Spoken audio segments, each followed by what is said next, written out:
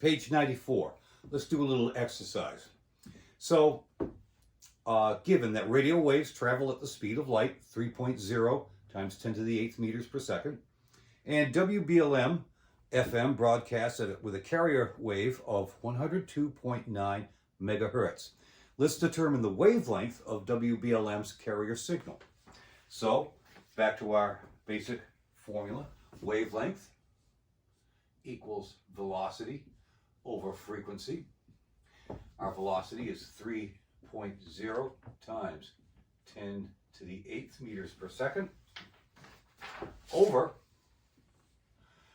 102.9 mega, that's 10 to the 6.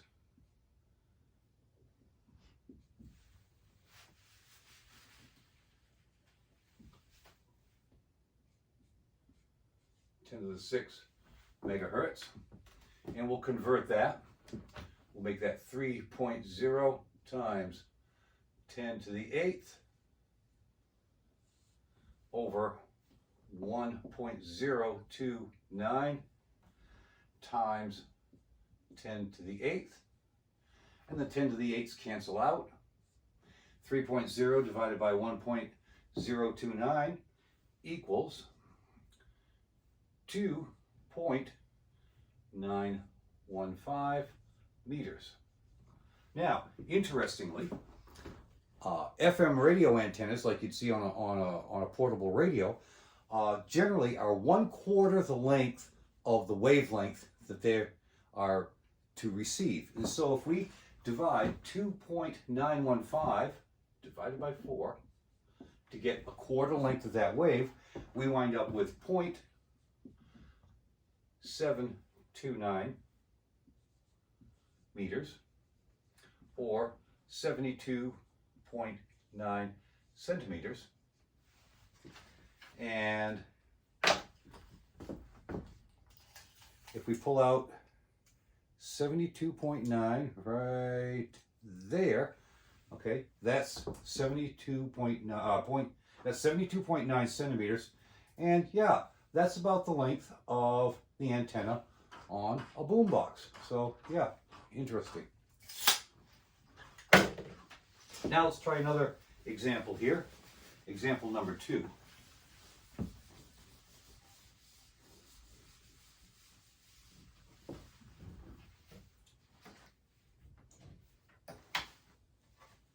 So, hydrogen emits visible light at 410.2 nanometers. That's the wavelength. What would be the frequency? So, frequency, let's try a different one here. There we go. Frequency equals the velocity divided by wavelength. So our velocity, 3.0 times 10 to the 8th. Our wavelength, 410.2 times 10 nano, that's 10 to the negative 9. All right. And if we jigger this around a little bit, we can make that 3.0 times 10 to the 8th over 4.102 times 10 to the negative 7. Do a little conversion there. And that gives us 73 times 10 to the 15th hertz. That's a huge number. Let's see if we can manage that one a little bit better. Well, that would be the same as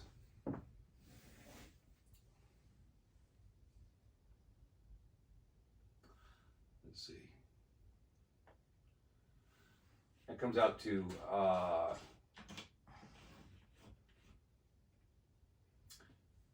730,000.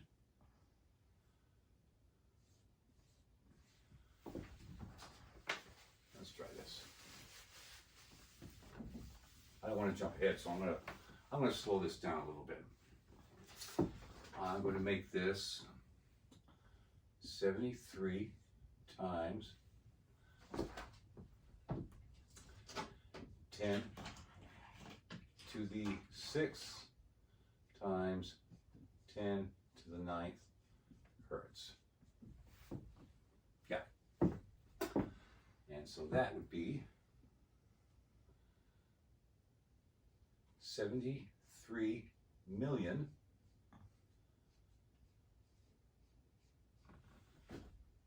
and what's 10 to the 9th? Giga.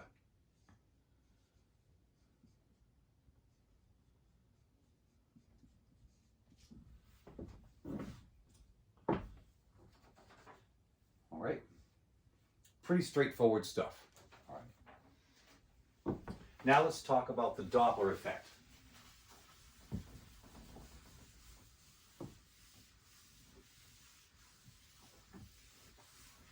We've all experienced the Doppler effect in that we've all observed it. We're standing on the sidewalk, we hear a car go by with a horn, and you hear that drop in pitch. All right, that's the Doppler effect. The definition of the Doppler effect, a little bit long-winded, but it tells us quite a bit. It is the apparent change in frequency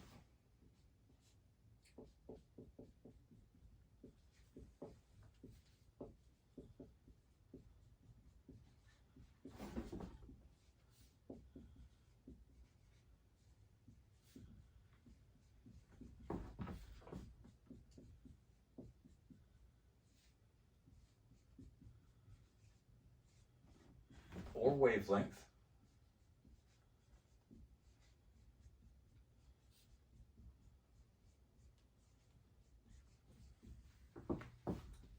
of a wave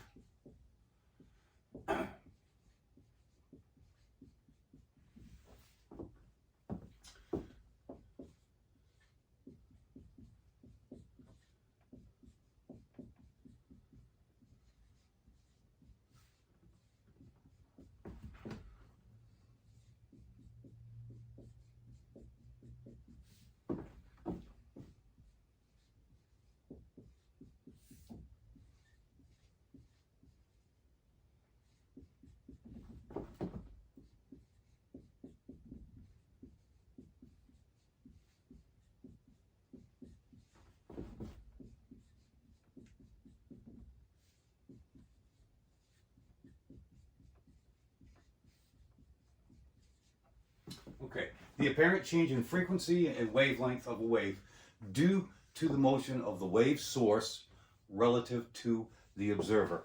Now, at the bottom of your page, you'll see there's a little chart, and we have a fire truck heading toward our good friend Ludwig van Beethoven, and you can see that as it approaches Beethoven, the wavelengths get compressed, they shorten.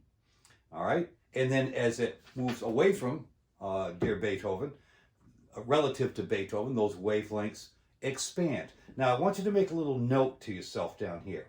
On the left-hand side, you see that wavelength shortens.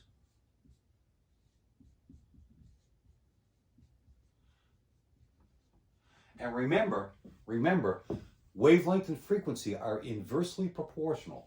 So if the wavelength shortens, the frequency increases.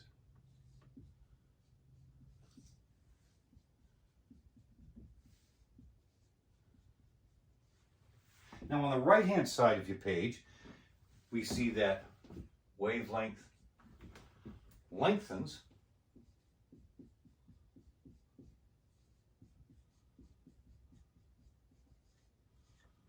and frequency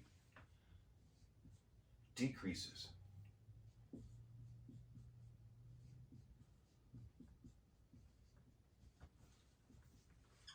Okay, make one more little note to yourself here. This is what astronomers would refer to as blue shift.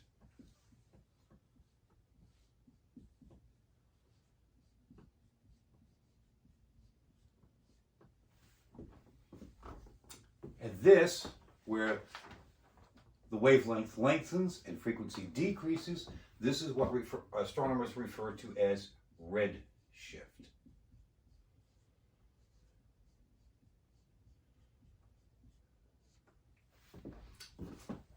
Now, what I'm going to do is I'm also going to include the physics lecture that I have on the Doppler effect. And I want you to take a look at that just to kind of flesh out a greater understanding of the physics of this. I want you to have that. You don't necessarily have to take notes on it, but I want you to see what it is. And if you do care to take notes, I'll furnish some pages for you to do that with. Okay, but so that takes care of this page here, and then we'll go on to the next.